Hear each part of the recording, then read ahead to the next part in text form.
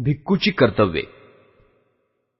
यश आणि त्याच्या 4 मित्रांच्या धर्मांतराची वार्ता सगळीकडे पसरली आणि त्याचा परिणाम असा झाला की देशातील श्रेष्ठ कुळातील आणि त्याहून कमी प्रतीच्या कुळातील उपासक भगवंतांकडे त्यांच्या धम्माची दीक्षा घेण्यासाठी आणि बुद्ध आणि त्यांचा धम्म यांना शरण जाण्यासाठी आले.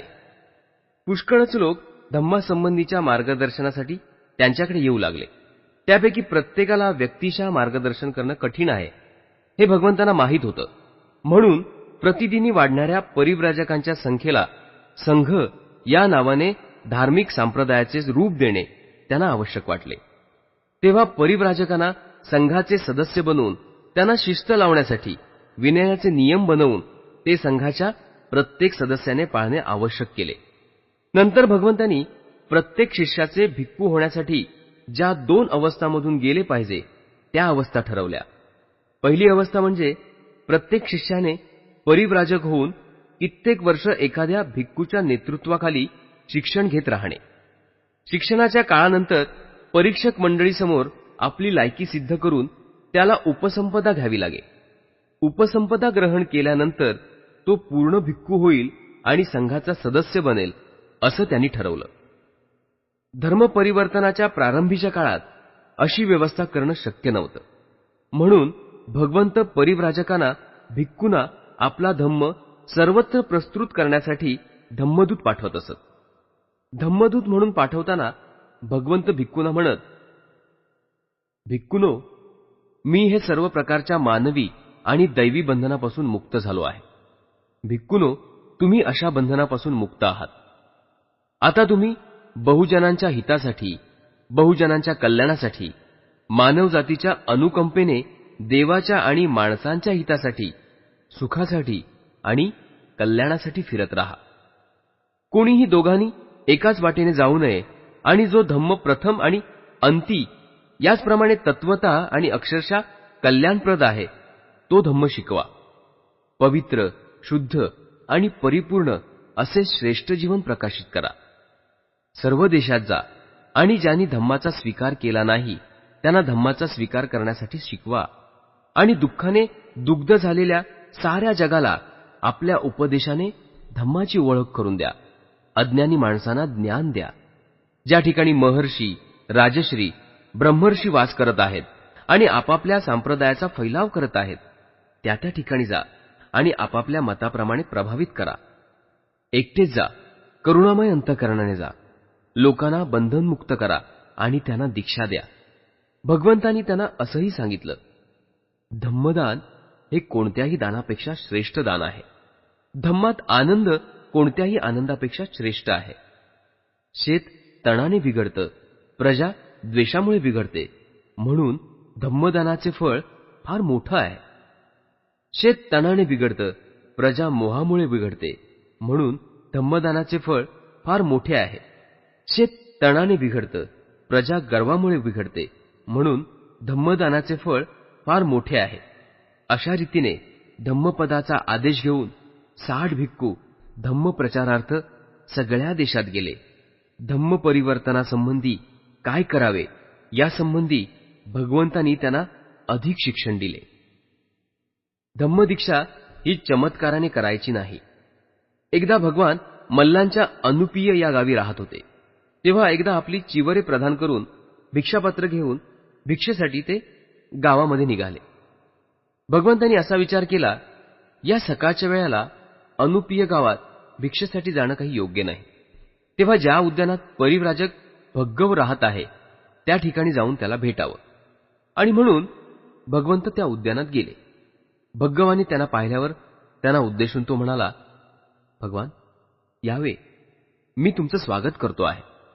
फार दिवसांनी आपण इकडे आला आहात. इथं हे आपणासाठी आसन आहे, त्यावर आपण बसावं.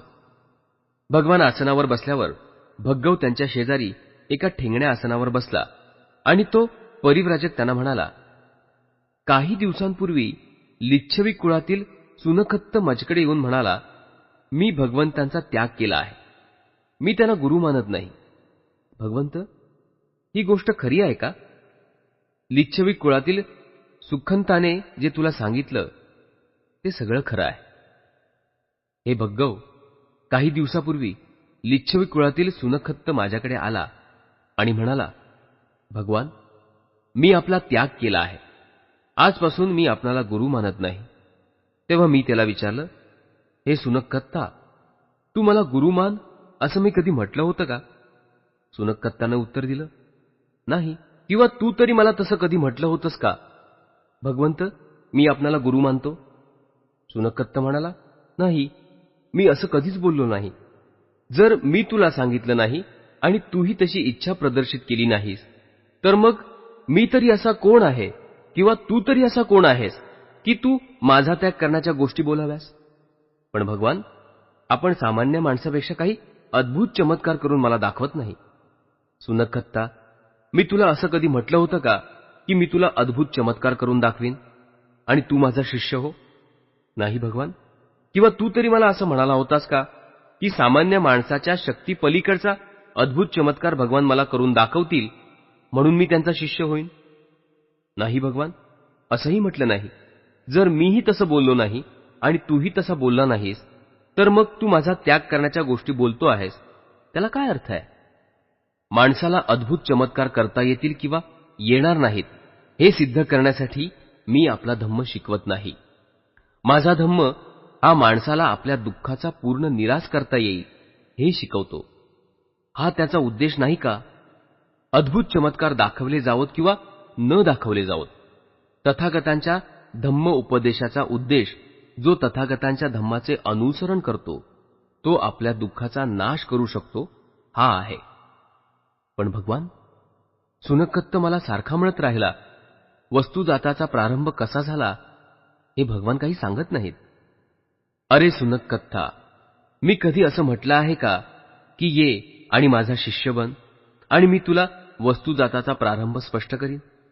नाही भगवान. किंवा तू तरी असं कधी म्हणाला होतास का की वस्तुजाताचा प्रारंभ कसा होतो हे भगवान मला शिकवतील आणि मी त्यानंतर त्यांचा शिष्य बनेन? नाही भगवान, असं मी म्हटलं नाही. तूही असं म्हटलं नाहीस आणि मीही तसं म्हटलं नाही.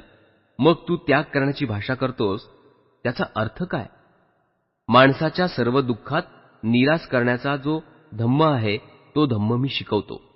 त्याचा हेतू वस्तुजाताचा प्रारंभ कसा झाला हे शिकवत नसतो. वस्तुजाताचा प्रारंभ कसा झाला हे शिकवो किंवा न शिकवो, दुःख निराकरणासाठी भगवान आपला धम्म शिकवत असतात. मग सुनखत्त, वस्तुजाताचा प्रारंभ झाला किंवा ते प्रारंभरहित आहे हे तुला समजण्यात काय अर्थ आहे? सुनखत्ता, वज्जी लोकात तू माझी अनेक प्रशंसा केली आहेस. सुनखत्ता, वज्जी लोकात तू धम्माचीही तू अनेक प्रकारे प्रशंसा केली आहेस. सुनखत्ता, वज्जी लोकात तू अनेक प्रकारे संघाची सुद्धा प्रशंसा केली आहेस. सुनखत्ता, मी तुला असं सांगतो की काही लोक तुझ्या संबंधी असं म्हणतात की लिच्छवी कुळातील सुनखत्ताला गौतमाच्या आदेशानुसार भिक्खूचे पवित्र जीवन जगता आले नाही, त्याला नियम पाळता आले नाहीत, म्हणून विनय झुगारून तो दुर्वर्तन करू लागला आहे. भगवा, अशा रीतीने लिच्छवी कुळातील सुनखत्ताला मी बोललो. तो धम्म आणि विनय यांचा त्याग करून आता अधोगतीच्या मार्गाला लागला आहे. सुनखत्ताने धम्म आणि बुद्धांचा विनय यांचा त्याग केल्यावर तो लोकांना असं सांगू लागला, बुद्धांची प्रज्ञा आणि बोधीमध्ये काहीच दैवी शक्ती नाही. बुद्धांनी केवळ आपल्या बुद्धीच्या जोरावर असा एक वैयक्तिक सिद्धांताचा शोध लावला आहे आणि प्रतिपादला आहे की ऐकणाऱ्याने आपले दुःख निवारण्यासाठी त्याचे परिपालन आणि आचरण करीत राहायचे. त्या धम्मामध्ये दैवी असे काहीही नाही. सुनखत्त अशा रीतीने बुद्धांची निंदा करण्याच्या हेतूने बुद्धांच्या सिद्धांतात गूढ किंवा दैविक काही नाही असं जो म्हणत सुटे, त्यात नक्की तथ्यांश होता. कारण बुद्धाने आपल्या धम्म परिवर्तनात अलौकिक किंवा चमत्कारिक अशा कोणत्याही साधनांचा उपयोग केला नाही. धम्म परिवर्तन हे बळाने करायचे नसते. एकदा भगवान राजगृह आणि नालंदा यांना जोडणाऱ्या राजमार्गावरून जवळजवळ 500 भिक्खूंबरोबर जात होते. त्यावेळेला सुप्पिय नावाचा एक परिव्राजक भिक्खू ब्रह्मदत्त नावाच्या आपल्या तरुण शिष्याबरोबर त्याच मार्गावरून चालला होता. परिव्राजक सुप्पिय आणि बुद्ध धम्म आणि संघ यांची निंदा करत होते. पण त्याचा तरुण शिष्य ब्रह्मदत्त मात्र बुद्ध, धम्म आणि संघ यांची प्रशंसा करत होता.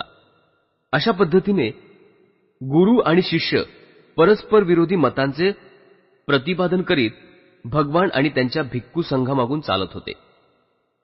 भगवान रात्र होताच अंबलठिका उद्यानातील राजाने निर्मिलेल्या एका विश्रांतीगृहात आपल्या भिक्खू संघासह थांबले. परिव्राजक सुप्पिय आणि तरुण ब्रह्मदत्त तिथेच उतरले आणि तिथेही त्यांनी आपली चर्चा चालू ठेवली. पहाटेला काही भिक्खू उठले आणि सभागृहात येऊन बसले. तिथे बोलता बोलता ते सुप्पिय आणि ब्रह्मदत्त यांच्यामधील भाषणांची चर्चा करू लागले. त्यांच्या भाषणाचा रोख कुणाकडे आहे हे जाणताच भगवान सभागृहामध्ये आले आणि त्यांच्यासाठी पसरलेल्या एका चटईवर बसले. त्यांनी भिक्खूंना विचारलं, तुम्ही कशासंबंधी बोलता आहात? तुमच्या संभाषणाचा विषय काय आहे? भिक्खूंनी सगळी गोष्ट सांगताच भगवान म्हणाले, भिक्खू हो, कोणीही संघाबाहेरील मनुष्य माझ्याविरुद्ध, धम्माविरुद्ध किंवा संघाविरुद्ध बोलू लागला तरी त्यामुळे तुम्ही त्या माणसांसंबंधी मनात कोणत्याही प्रकारचा द्वेष धरता कामा नये. असं कोणी बोलू लागला आणि जर तुम्ही दुखावल्यासारखे होऊन त्याच्यावर रागवू लागलात तर तुमचा राग तुमच्या आत्मविजयाच्या आडवा येईल. जेव्हा इतर लोक तुमच्याविरुद्ध बोलतात त्यावेळी तुम्ही रागावलात आणि कष्टी झालात तर बोलणाऱ्याचे शब्द कितपत योग्य आहेत अथवा अयोग्य आहेत हे तुम्हाला कसं ठरवता येईल? भिक्खू म्हणाले, भगवान, आम्ही क्रोधाधिष्ठित झालो तर दुसऱ्याच्या भाषणाची योग्यता आम्हाला ठरवता येणार नाही. ही गोष्ट खरी आहे. भगवान म्हणाले, संघाबाहेरील लोक माझ्यासंबंधी, धम्मासंबंधी किंवा संघासंबंधी काही कमीपणा आणणारे शब्द बोलू लागले तर तुम्ही म्हणायचं, अमुक अमुक गोष्ट आमच्या संघात किंवा आमच्यामध्ये नाही आणि अशा रीतीने त्यांचे शब्द कसे खोटे किंवा चुकीचे आहेत हे व्यवस्थितपणे स्पष्ट करून दाखवायचं. भिक्खूनो, पण संघाबाहेरील लोक जेव्हा माझी, धम्माची आणि संघाची प्रशंसा करतील त्यावेळी तुम्ही त्यांना काय म्हणावं ते ऐका. प्रशंसा करणारा म्हणेल, हिंसेचा त्याग केल्याने श्रमण गौतम हा जीवहत्येपासून दूर राहतो. त्याने दंड आणि तलवार हाती धरण्याचे सोडलंय. दांडगेपणाची त्याला लाज वाटते. तो करुणामय असून सगळ्या जातीसंबंधी त्याच्या ठिकाणी मैत्री वसत आहे.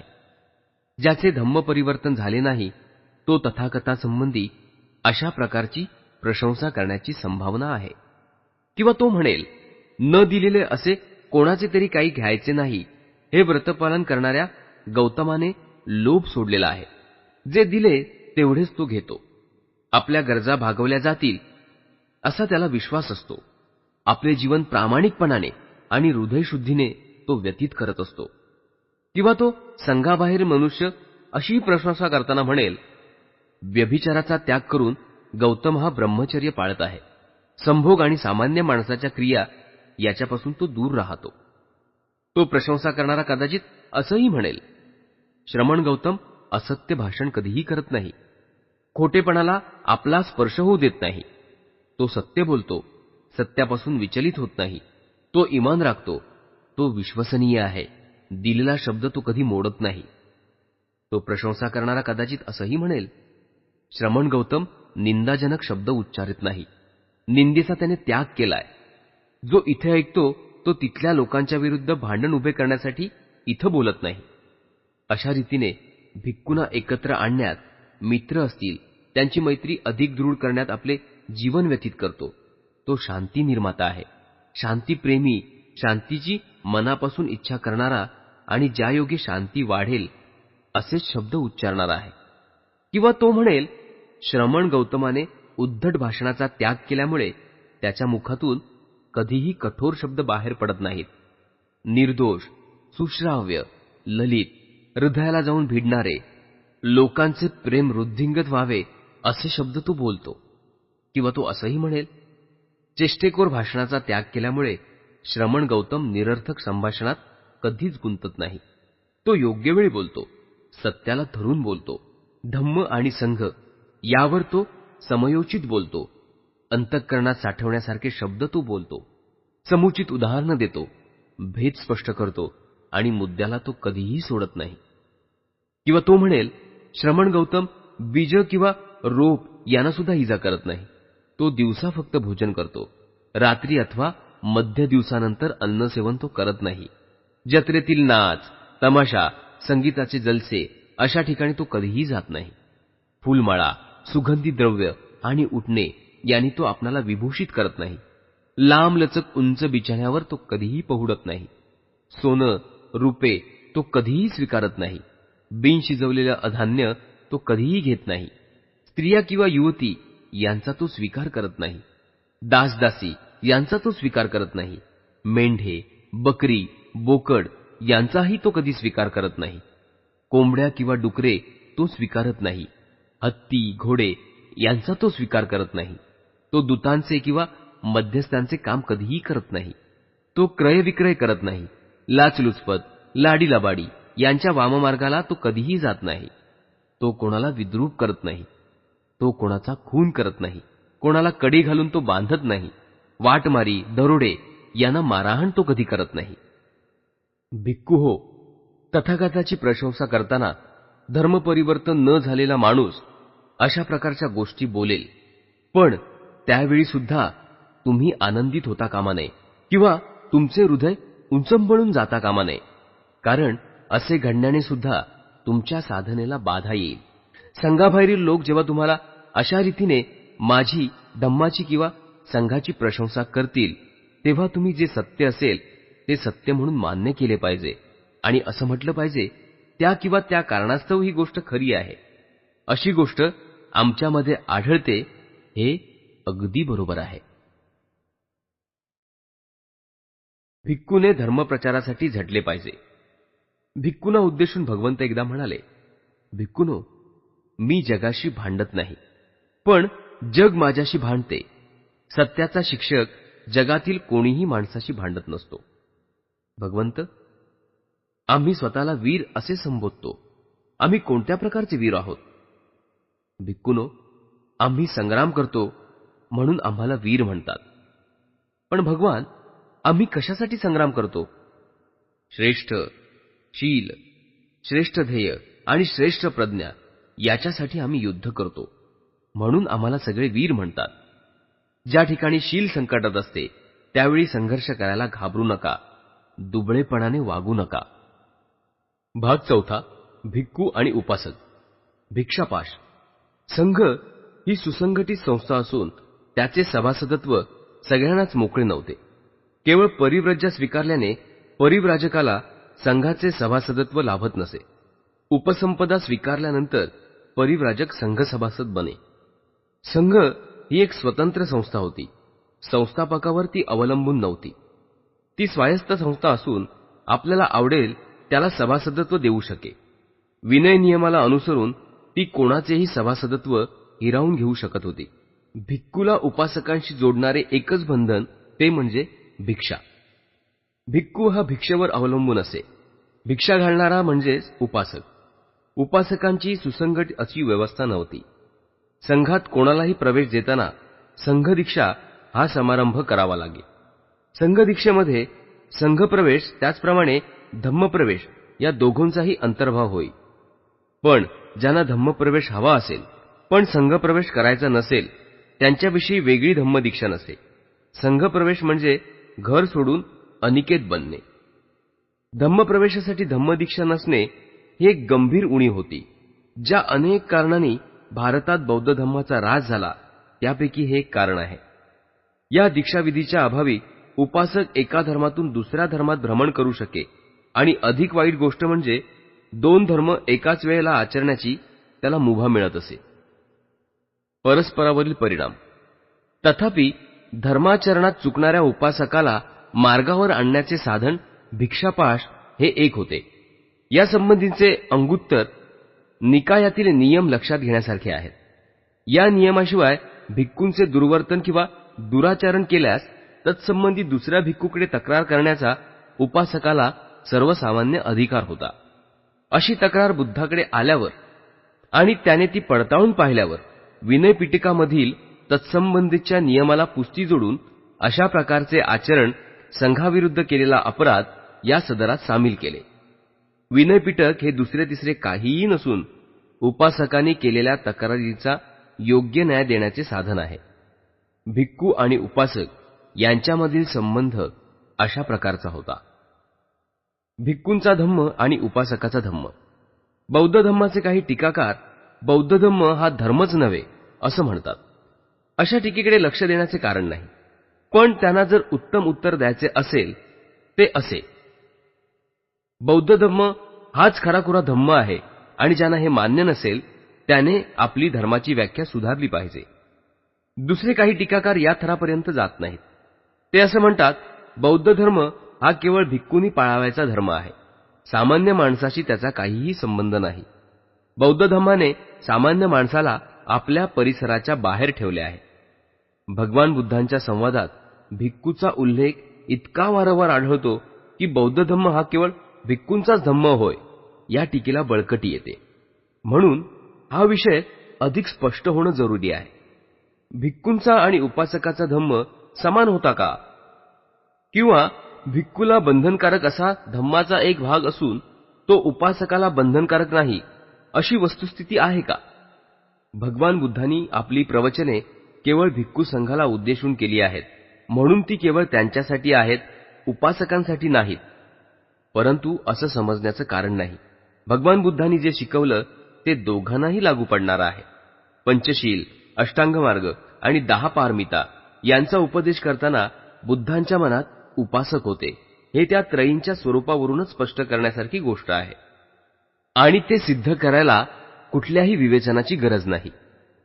ज्यांनी गृहत्याग केला नाही, जे क्रियाशील गृहस्थी जीवन जगत आहेत, त्यांना पंचशील, अष्टांगमार्ग आणि पारमिता अत्यंत आवश्यक आहेत.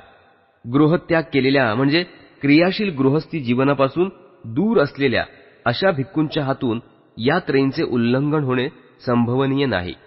ते संभवनीय आहे गृहस्थांच्या बाबतीत. भगवान बुद्धांनी आपल्या धर्मोपदेशाला प्रारंभ केला तेव्हा तो प्राधान्याने उपासकांना उद्देशून असला पाहिजे. तथापि इथे तर्कावर विसंबून राहण्याची आवश्यकता नाही.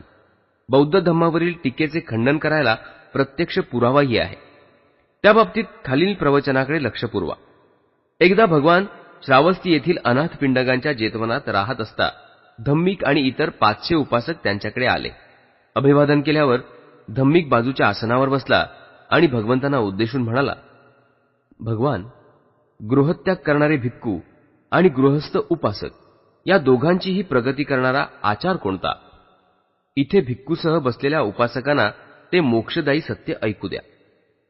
भगवंत म्हणाले, ऐक भिक्खू हो, कान देऊन ऐका आणि त्यांनी सांगितलेल्या नियमांचं पालन करा. दुपार झाल्यानंतर भिक्षेसाठी परिभ्रमण करू नका. त्यापूर्वी योग्य वेळी आपली भिक्षा गोळा करा. अवेळी येणारा अतिथी पाशात गुरफटतो.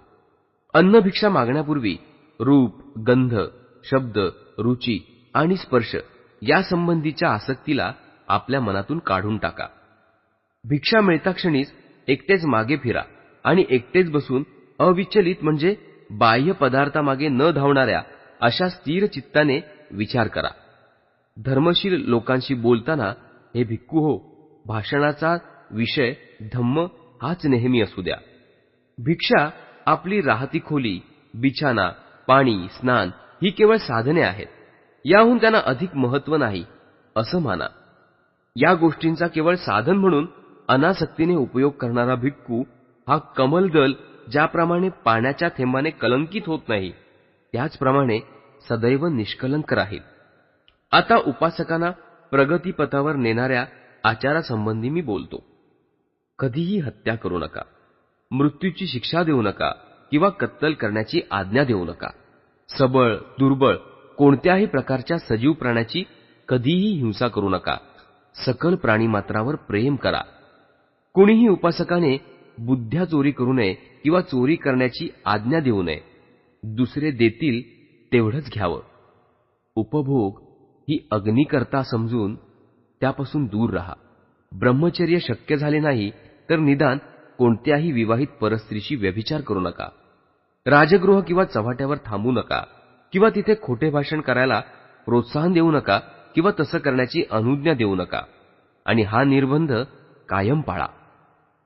मद्यपान करू नका, दुसऱ्याला मद्य पाजू नका, मद्यपानात रमण्याची अनुज्ञा देऊ नका, हा निर्बंध कायम पाळा. मद्यपानाने मनुष्य कसा उन्मत्त होतो हे लक्षात ठेवा. मद्यपानाने मनुष्य पापचारणास उद्युक्त होतो आणि आपल्या स्वैराचारी बांधवांना पापाला प्रवृत्त करतो. म्हणून त्या उन्मादकारक व्यसनापासून, त्या मूर्खांच्या स्वर्गापासून सदैव दूर राहा. हिंसा, चोरी, असत्य भाषण, सुरापान, व्यभिचार यासारख्या गोष्टींपासून परावृत्त व्हा. सप्ताहामागून सप्ताह उपोसथाचे व्रत ग्रहण करा आणि श्रद्धामय अंतःकरणाने अष्टशिलांचे पालन करा. प्रातःकाळी पवित्र श्रद्धामय चित्ताने वरील उपोसत व्रत स्वीकारल्यानंतर यथाशक्ती भिक्खूंना अन्न आणि पेय द्या. आपल्या आईबापांचा सन्मान राखा, उपजीविका सन्मानाने करा. असा एकनिष्ठ उपासक दिव्य जगात प्रवेश करील. यावरून स्पष्ट होईल की धम्म हा दोघांना समान आहे, पण त्या दोघांकडून आचारावयाच्या निर्बंधात फरक आहे. भिक्खूला 5 व्रते अनिवार्य आहेत. आपण हत्या करणार नाही असे व्रत धारण करावे लागते. दुसऱ्यांनी न दिलेली दुसऱ्यांची मालमत्ता आपण स्वतःच्या मालकीची करणार नाही असं व्रत त्याला धारण करावं लागतं. कधीही असत्य भाषण करणार नाही असं व्रत त्याला धारण करावं लागतं. स्त्री सुखापासून परावृत्त राहण्याचं व्रत त्याला धारण करावं लागतं. उन्मादक पेय पिणार नाही असं व्रत त्याला धारण करावं लागतं. हे सगळे नियम उपासकालाही बंधनकारक आहेत. फरक आहे तो एवढाच की भिक्खूंच्या बाबतीत हे नियम अनुलंघनीय व्रतासारखेच आहेत. उलटपक्षी उपासकांच्या बाबतीत ते नैतिक कर्तव्य असून त्यांचे व्रतासारखेच आहेत. उलटपक्षी उपासकांच्या बाबतीत ते नैतिक कर्तव्य असून त्यांचे परिपालन स्वेच्छेने करायचे असते. याशिवाय त्यांच्यामध्ये लक्षात घेण्याजोगे 2 फरक आहेत. भिक्खूला खाजगी मालमत्ता ठेवता येत नाही, उपासकाला खाजगी मालमत्ता धारण करता येते. भिक्खूला परिनिब्बाणामध्ये प्रवेश करण्याचे स्वातंत्र्य आहे.